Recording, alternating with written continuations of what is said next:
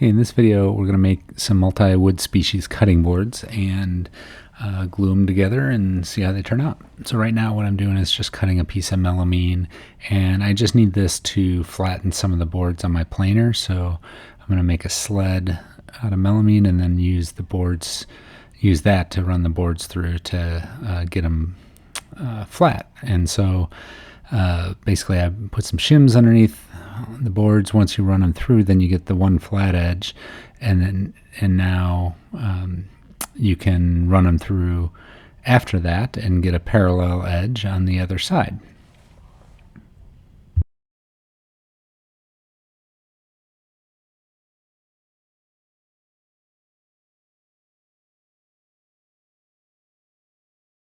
So now that I've got the wood all the same thickness, what I didn't show, and I forgot to record it, dumb me, is I cut all of the different varieties of wood into 1-inch strips. So now what I'm doing here is getting some parallel clamps ready for a glue up.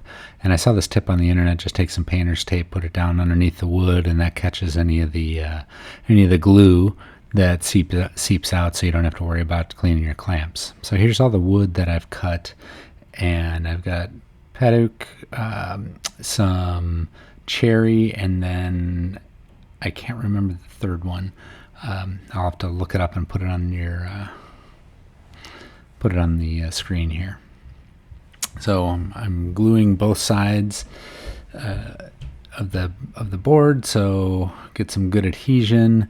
I've got Titebond 3. That was a suggestion from a woodworker, wood chip, and that's because it is food safe. So just spreading out the glue a little bit and getting ready to turn all of the boards inward so that we can start tightening the clamps.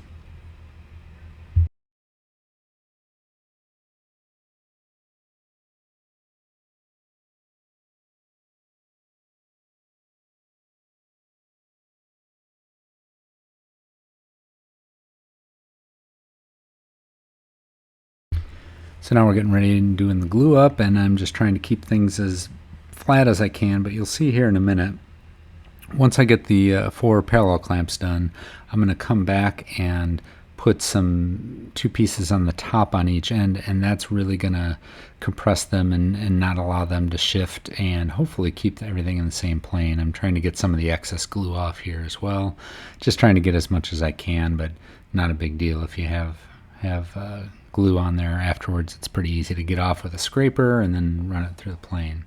So here you can see I'm using board on the top and bottom at each end to try and get everything clamped up nice from the other axis, so that when I take it out, it's not all different heights across the board.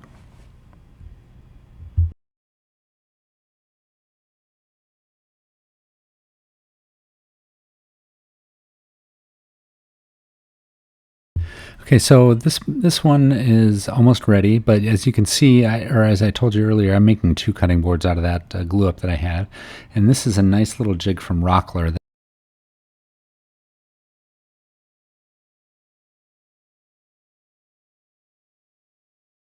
And what I'm doing here is I'm cutting a few thin strips of maple, and on the second smaller cutting board I'm going to glue those in together, and you can see how that's flexible there.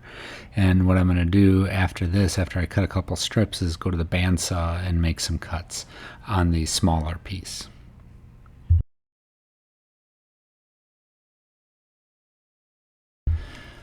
So now the 2 cutting boards out of the 1 piece of wood, that glue up is done, and I'm kind of squaring off the end here. And then, as you saw earlier, the strips of wood that I glued together weren't the same length, so I'm going to cut that off as well, and then make the 2 boards out of the 1 piece of wood.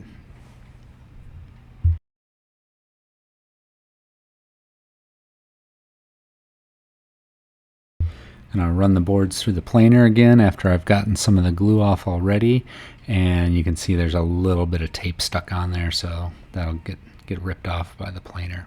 That redwood, that paddock or paddock, is from East Africa, and boy, that produces a really fine red dust that gets everywhere.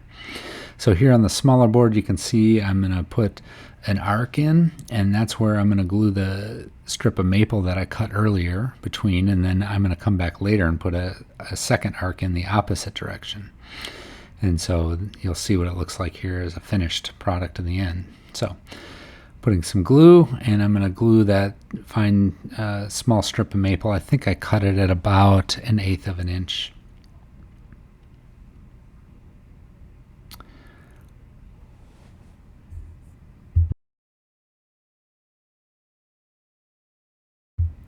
So here's the little piece of maple going in, and then I'm just going to use the clamps and clamp it down for another 24 hours. And you can see the piece of maple is higher, and I'll shave that off later and then plane it down again.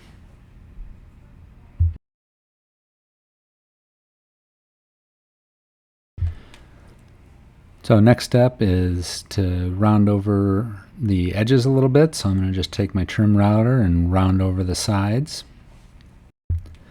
So I did not put the sanding clips in here, but now I'm going to take some Booz oil, and I've already oiled it for cutting boards, the cutting board oil, and the wax now goes on, and you just have to do that periodically to keep it fresh, but it's a food safe product and it's great. So I put 3 coats of the wax on this, and these are the finished products. Don't look too close because that was my first attempt at an inlay, but I think it worked out pretty well.